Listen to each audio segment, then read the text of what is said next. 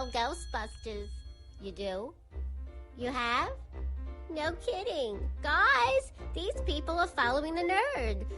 Although why they rang me to tell me is a bit of a mystery. Seems like some kind of clunky shout-out for a radio show. I'm not actually Janine Melnitz, you know. I'm Laura Summer, the voice artist who played her. Seriously, how do these nerds keep getting my number?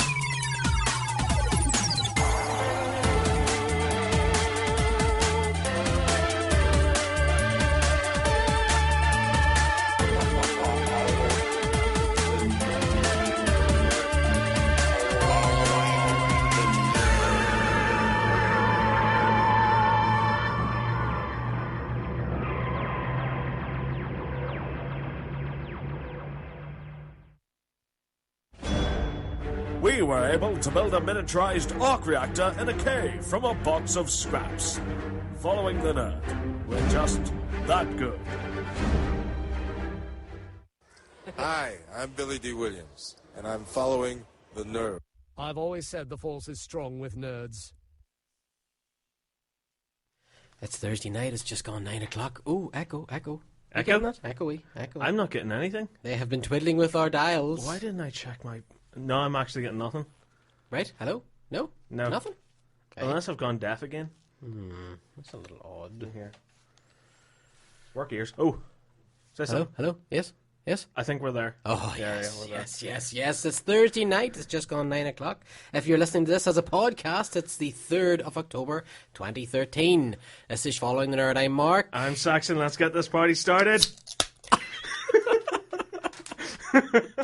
Oh, yes. Okay, if you want to get in contact with us during the live show, you can text us on 079 252 89820 if you're in the UK. You can get us at any time if this is a podcast or if it's live. You can get us on Facebook at facebook.com/Following the Nerd. You can tweet us at nerdfollowing, or you can email us. It's quite old-fashioned. At followingnerd@gmail.com. Well, actually, it'd be old-fashioned if they faxed us. Oh, God, yeah. Yeah, do you know that? Page us on... Hang on, my beeper's going off here. Let me see. Stop living in the past and get on with the show. Okay. Yes, so.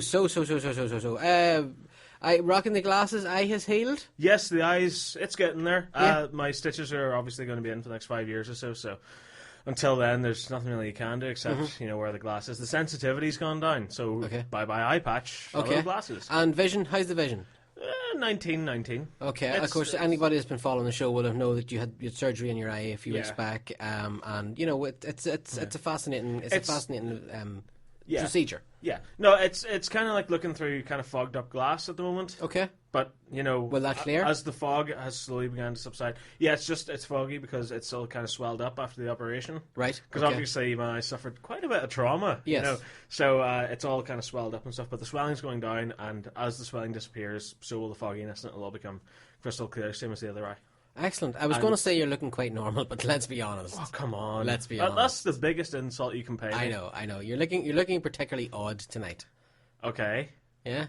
Okay. Yeah, do you know what? Just let's move on with the show. I'll take that. I'll take that. Yes. Okay. So, all right. Yeah. You know what? We've no guests tonight, which is good because it's not too often we just sit and get to chat. It means that we can talk to Stuart, we can talk to Al, and we can get through the news. We can look at it a wee bit in depth. So that's good, right? That's great. And you don't know it, but you're going to do a retro movie review tonight because you have watched one of my all-time favourite movies. Oh yes, during the week. I have. And we'll talk a wee bit about that later on. Yep, so I will be reviewing Back to the Future Part 2. Yes, which is a great movie I discovered a couple of years ago. But about yes, 20. but you know what? I tell you what we're going to do. We're going to play something. Actually, this will lead us nicely into the retro review. We'll go into that first. Okay. And then, of course, at about 10 o'clock, we'll be talking to Stuart from the Monday Movie Show, who'll be doing the UK Top 10. And then after that, we'll be talking to Al, the Bald Gamer Dude, with all the latest video game news. Hapa-cha-cha. Okay, this I'm not going to tell people what this is. Actually, this is leading into your video review. Okay. Okay. We will be back in a couple of minutes. You figured this out all by yourself? Yeah. Good plan, Junior. We got about 5 minutes and change. 5:32. Swinging on a star. You know, they invented something while you're inside. It's called a watch. Hey, Tom. What? Oh, it was Abrupt quite a ending. little abrupt ending. That was, of course, Bruce Willis and Danny Aiello from Goodfellas. Goodfellas, yeah. From the Hudson Hawk, 1991, 22 years old. Wow. Indeed. Now, the Hudson Hawk is one of those movies that a lot of people hate. Really? I can understand that. I can understand. It's a little mad. It's a little off the wall. In fact, it's very mad and very off the wall. And directed by who was the director of it? Michael Lehman. Yes. And of course, it was written Brother of Keith. Keith Lemon. Written by Bruce Willis and starring Bruce Willis and Danny Aiello. You know, this is one of my. This movie got me through my GCSEs. When I was doing my GCSE exams many moons ago, I watched this movie basically on repeat. When I was sitting up doing my artwork on my GCSE, my A level, I think it was actually, and I just played it. It stopped. I put it back. I played it. It stopped. I put it back because I could have it on. I knew every line. I knew every beat, and it was just. You know the way sometimes you just have something in the background, and it has to be something you don't have to concentrate on. Yeah, it's something that you've seen to death, basically. Yeah. And Hudson Hawk was my A-level movie. My wife, when she was studying for A-level, she listened to Vangelis' Blade Runner soundtrack over and over again. But the Hudson Hawk classic score. That's an amazing score.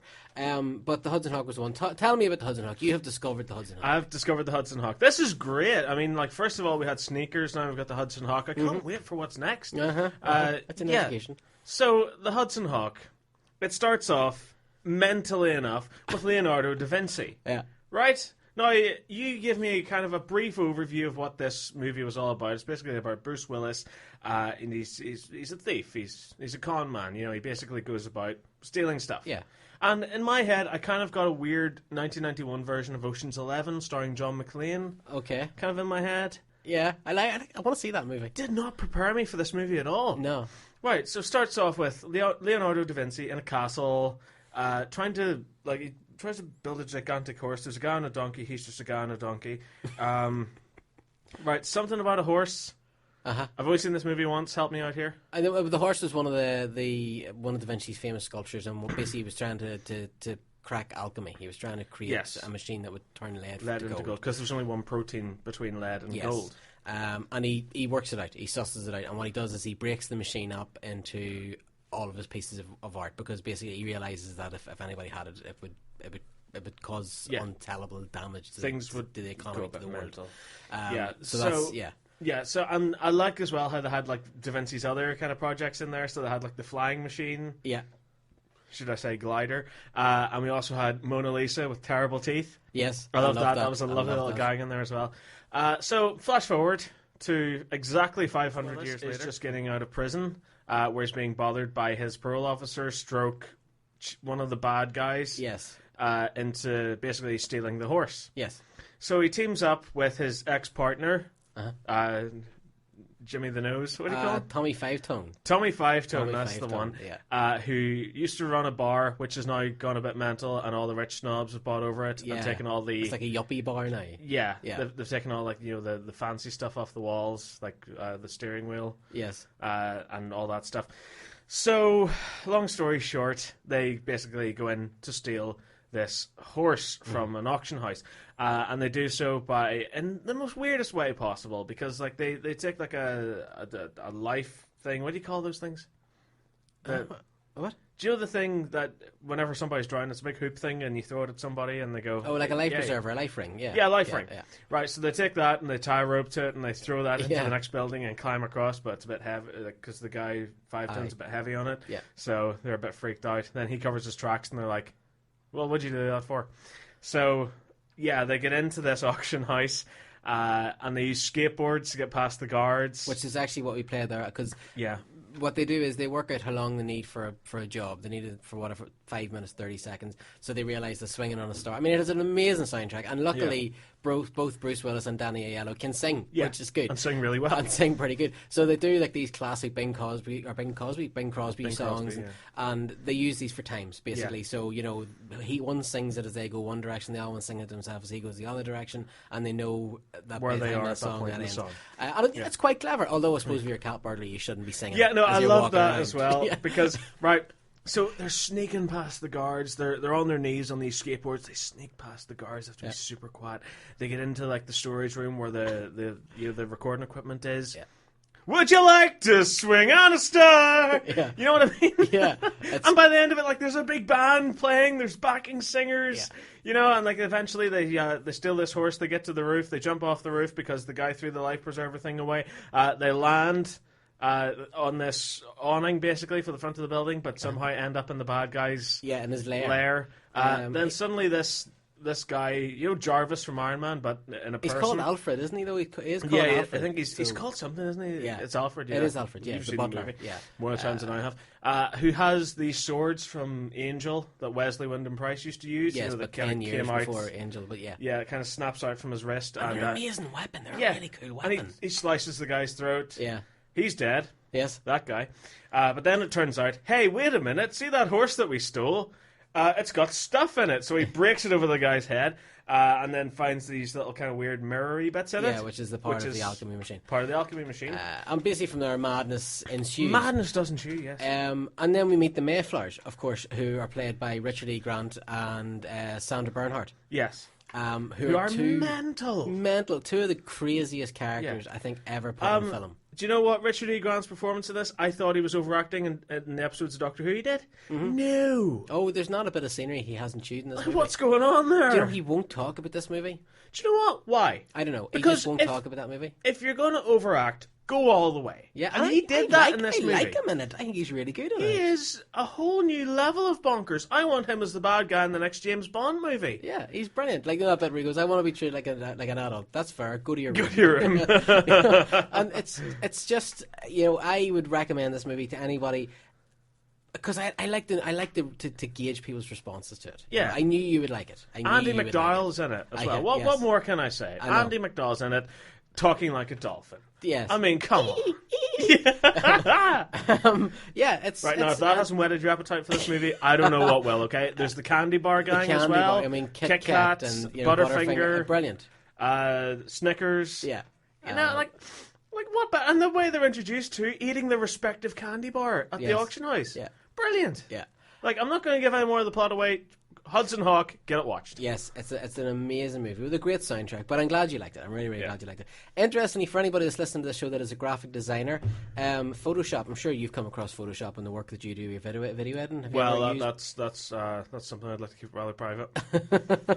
Lovely. But you're aware of Photoshop, yes? I am. Have you ever had used dealings Photoshop? with Photoshop. Okay, you've used Photoshop? Yes. There's a scene in the Hudson Hawk, I can't remember offhand, but basically there's an explosion. The two characters are falling from, I think, from the top of the building, and obviously they do it, it's wire work. Yes. But a piece of software was developed to erase the wires. Yeah. And that piece of software is Photoshop. That was the first time. It was that development of that software that led to Photoshop. The guys that did the very early CGI effects in that movie are the guys that went on to develop Photoshop. Brilliant. Isn't that pretty cool? That's pretty cool, right? The more you know. I like that. So no, I'm glad you like it. I knew you would like it. Yeah. I knew you would like it. And the DVD in that me as well is clearly one of the first DVDs that was ever produced, because one of the special features is a trailer for DVD. I know. And it's one of those cheesy late 90s, you know, digital versatile disc. Yeah. You know, and you're just watching it going, what am I looking at? Yeah. Yeah, no, it is. That's one of the first DVDs I bought. But I always like to gauge people's responses to Hudson Hawk. It's one of my all-time favorite movies. Right, Scream, the Scream movies. Where do you stand on the Scream movies? I liked them. They went downhill. Okay. And then Scream 4 came along. And then what do you think of Scream 4? Thought it was good right up until the ending, where it was just kind of like, yeah, really? Yes. Really? Yes, I completely agree. I really like Scream 4, and then we talked about this one night before. Spoilers, but you know what? It's been out for years, so Yeah. There's a bit at the end where basically the main villain. We'll not say who the villain is, but it looks like she has killed Sydney, who's the main. Okay, character. there's a bit of a Yeah, giveaway. okay. Mr. No spoilers. Yeah, well, in fairness, I think there's like 95% female cast in this movie anyway. Yeah, but it looks like she's finally killed Sydney Prescott, who is of course Neve Campbell, whose character has been in all the Scream movies. And then at the end, and we talked about this one night in the show, all of a sudden, no, she's fine, it's okay. It's the Hollywood ending, isn't it? And it's so clearly stapled on. And it is stapled on, right? I mean, it feels like they had originally thought, right, you know what, this is the end. But Let's you know kill what? Sydney. The entire movie just kind of suffers from all these little reshoots that have been re-added in. Because